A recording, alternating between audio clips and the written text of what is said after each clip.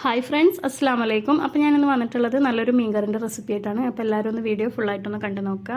അപ്പോൾ അതിന് തന്നെ നമുക്ക് കുറച്ച് സാധനങ്ങളൊക്കെ ഒന്ന് അരച്ചെടുക്കുക. അപ്പോൾ അതിനായിട്ട് ഞാൻ മിക്സിയുടെ ചെറിയ ജാർ എടുത്തിട്ടുണ്ട്. ഇനി അതിലേക്ക് ഞാനൊരു ചെറിയ തക്കാളി ഇട്ട് കൊടുക്കുന്നുണ്ട്. ഇനി ഇതിലേക്ക് 1 ടീസ്പൂൺ മുളക് പൊടി, എരിവുള്ള മുളക് പൊടിയാണ് ഞാൻ എടുത്തിട്ടുള്ളത്. ഇനി ഒരു 1/4 ടീസ്പൂൺ മഞ്ഞൾപ്പൊടി, 1/4 ടീസ്പൂൺ വലിയ ജീരകത്തിൻ്റെ പൊടി, 1/4 ടീസ്പൂൺ കുരുമുളക് പൊടി, ഇത്രയും ചേർത്ത് നമുക്ക് നന്നായിട്ടൊന്ന് അരച്ചെടുക്കാം. ഇനിയിപ്പോൾ ഞാനൊരു പാൻ വെച്ചിട്ട് അതിലേക്ക് 1 ടേബിൾ സ്പൂൺ വെളിച്ചെണ്ണ ഒഴിച്ച് കൊടുത്തിട്ടുണ്ട്. അതിലേക്ക് ഒരു 1/4 ടീസ്പൂൺ ഉലുവ ഇട്ട് കൊടുത്തിട്ടുണ്ട്.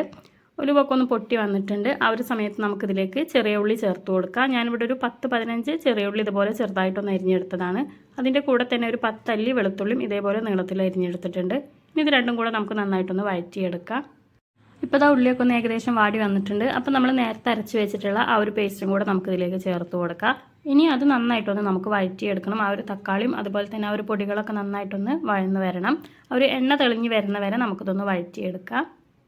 ഇപ്പോൾ നമ്മുടെ എണ്ണയൊക്കെ ഒന്ന് തെളിഞ്ഞ് തുടങ്ങിയിട്ടുണ്ട്. ആ ഒരു സമയത്ത് നമുക്കിതിലേക്ക് പുളിവെള്ളം ചേർത്ത് കൊടുക്കാം. പുളിവെള്ളത്തിന് പകരം നിങ്ങൾക്ക് കുടംപുളി വേണമെങ്കിൽ അതും ചേർത്ത് കൊടുക്കാം.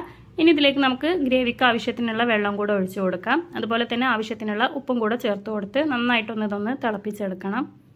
അപ്പോൾ നമ്മുടെ കറിയൊക്കെ ഒന്ന് തിളച്ച് ഒന്ന് കുറുകി തുടങ്ങിയിട്ടുണ്ട്. ആ ഒരു സമയത്ത് നമുക്കിതിലേക്ക് മീൻ ഇട്ട് കൊടുക്കാം. അപ്പോൾ ഞാനിവിടെ എടുത്തിട്ടുള്ളത് ചെറിയ മത്തിയാണ്. അപ്പോൾ അത് അതിലേക്ക് ഇട്ട് കൊടുക്കാം.